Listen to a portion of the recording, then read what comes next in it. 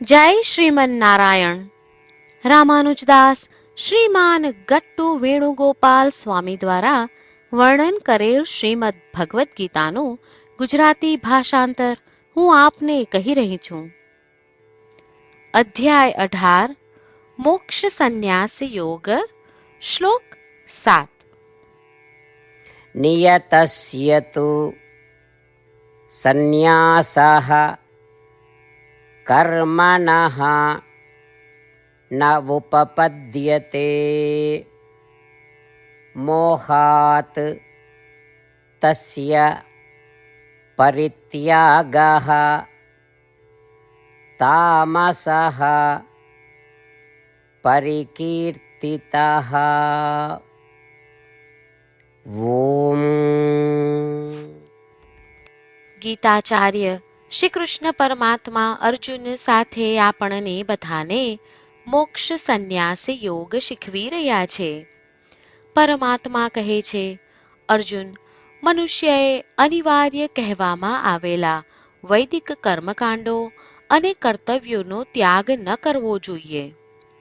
ભ્રમ કે અજ્ઞાનતાવશ કરેલા આ પ્રકારના અનિવાર્ય કર્તવ્યોના ત્યાગને તામસિક માનવામાં આવે છે. આ પ્રમાણે શ્રી કૃષ્ણ પરમાત્મા સ્પષ્ટપણે કહી રહ્યા છે કે નિત્ય વૈદિક કર્મો, નૈમિત્તિક વૈદિક કર્મો અને કામ્ય વૈદિક કર્મોનો ત્યાગ ન કરવો જોઈએ. તેઓ કહે છે કે તેમને કરવાથી જ પાપો નષ્ટ થાય છે અને જ્ઞાનની વૃદ્ધિ થાય છે. તેથી ચાલો આપણે સંધ્યાવંદન જેવા નિત્ય વૈદિક કાર્યો અને પિતૃપૂજા જેવા નૈમિત્તિક વૈદિક કાર્યો કરતા રહીએ. શ્રીમદ નારાયણની પ્રાપ્તિને આપણા જીવનનું ધ્યેય બનાવતા અને માત્ર શ્રીમદ નારાયણનું શરણ લેતા ચાલો આપણે બધા શ્રી કૃષ્ણ પરમાત્માના શબ્દોનું આ શ્લોક સ્વરૂપે પુનરાવર્તન કરીએ. નિયતસ્ય તુ સંન્યાસઃ કર્મણો નોપપદ્યતે મોહાત તસ્ય પરિત્યાગઃ તામસઃ પરિકીર્તિતઃ. શ્રી કૃષ્ણ પરમાત્માએ આખી ભગવદ્ ગીતાનો સાર અધ્યાય 18ના શ્લોક 65 થી 70માં 8 ઉપદેશ દ્વારા કહ્યો છે. શ્રી કૃષ્ણ કહે છે, જે મારા આ 8 ઉપદેશ અનુસરે છે તે મને પ્રિય છે. એ સર્વે ભક્તોનું હું બધી જ રીતે રક્ષણ કરીશ. શ્રી કૃષ્ણ પરમાત્મા પાસેથી આખી ભગવદ્ ગીતા સાંભળ્યા પછી અર્જુન કહે છે, કરિષ્યે વચનમ તવ. એટલે, કૃષ્ણ, હું તમારી આજ્ઞાનું પાલન કરીશ. તમે કહો છો એમ કરીશ. અને આથી જ શ્રી કૃષ્ણએ દરેક પ્રકારના યશ અને વિજય અર્જુનને આપ્યા છે. તો ચાલો આપણે પણ પરમાત્માને 8 વાતો પાળવાનું વચન આપીએ. પરમાત્માને આપેલા વચનથી મોટી કોઈ પૂજા, તપ કે યજ્ઞ નથી. 8 પ્રતિજ્ઞાઓ જે આપણે લેવી જોઈએ તે હું હવે કહું છું. આપ સૌ પણ એનો મન અને હૃદયથી વિચાર કરો. આ રીતે શ્રી કૃષ્ણને વચન આપતી વખતે આપણે સૌ શ્રી કૃષ્ણની હસતી મુખમુદ્રાનો મનમાં વિચાર કરીએ અને પરમ આનંદનો અનુભવ કરીએ. જય શ્રીમન નારાયણ. આપણા 8 વચનો આ પ્રમાણે છે. આપણું પહેલું વચન, હે શ્રીમન નારાયણ, તમારા ઉપદેશ પ્રમાણે હું હંમેશા તમારું ધ્યાન અને ચિંતન કરીશ. આપણું બીજું વચન, હે શ્રીમન નારાયણ, તમે કહ્યું છે તેમ હું સદાય તમારી ભક્ત રહીશ. આપણું ત્રીજું વચન, હે શ્રીમન નારાયણ, હું મારા કર્મો તમને સંતોષ થાય તેમ અને તમારી સેવા માટે કરીશ. આપણું ચોથું વચન, હે શ્રીમન નારાયણ, તમે અનુસરવા કહ્યું છે તેમ મને પૂર્ણ શ્રદ્ધા છે કે હું તમારી છું. હું સદાય મારા હાથ જોડી તમને નમસ્કાર કરીશ, તમારી ભક્તિ કરીશ.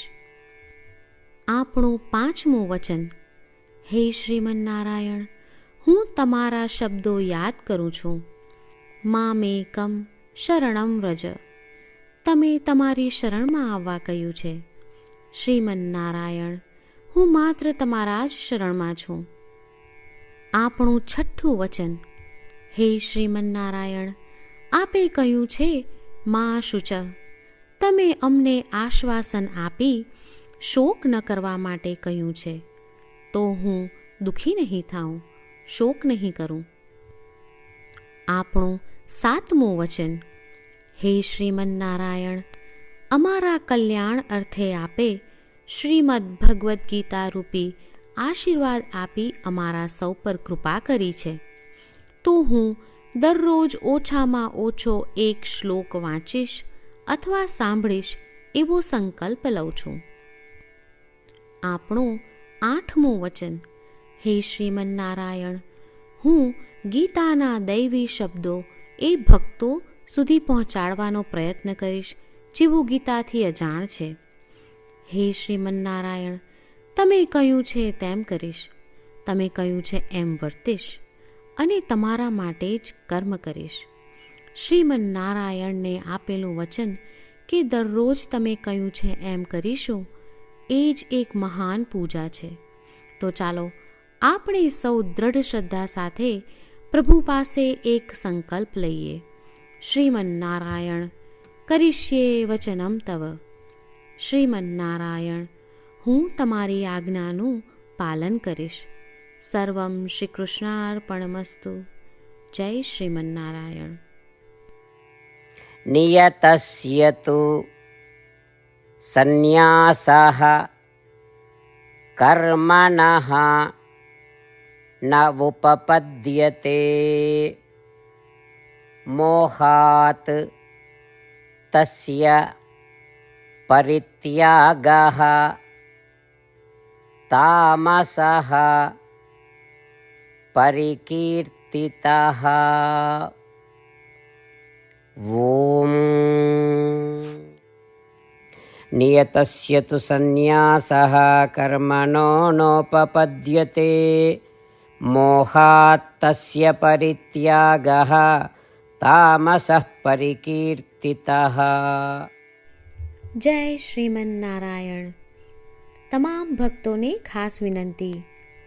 આપણા જીવનની દરેક બાબતોમાં આપણે તાત્કાલિક અને અસરકારક પરિણામો ઈચ્છીએ છીએ.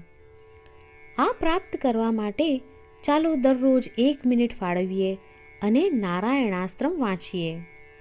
નારાયણાસ્ત્રમ મેળવવા માટે તેની વેબસાઇટ જે www.narayanaastram.org છે તેના પર જાઓ અને રજિસ્ટ્રેશનમાં તમારું નામ અને ઈમેલ આપો. તમે આપેલા ઈમેલ પર તમને નારાયણાસ્ત્રમ PDF પ્રાપ્ત થશે. PDFમાં રામાયણનો 1 શ્લોક, ગીતાનો 1 શ્લોક અને એક વિષ્ણુ નામ છે. આ 3ને નારાયણાસ્ત્રમ કહેવામાં આવે છે. દરેક વ્યક્તિને આ શ્લોકોનું અલગ અલગ સંયોજન પ્રાપ્ત થાય છે. જ્યારે દરેક વ્યક્તિ 24,000 ભક્તો સાથે તેમના નારાયણાસ્ત્રમને દરરોજ વાંચે છે અથવા સાંભળે છે, ત્યારે સમગ્ર રામાયણનું 1 વાર પારાયણ, શ્રીમદ્ ભગવદ્ ગીતાનું 33 વાર પારાયણ અને વિષ્ણુ સહસ્ત્ર નામનું 24 વાર પારાયણ રોજ પૂર્ણ થાય છે. આ એક અદ્ભુત અને અસાધારણ પરિણામ છે. તેથી તમે અને તમારા પરિવારના સભ્યો તરત જ વેબસાઇટ પર જાઓ અને તમારું નારાયણાસ્ત્રમ મેળવો. જય શ્રીમન્નારાયણ.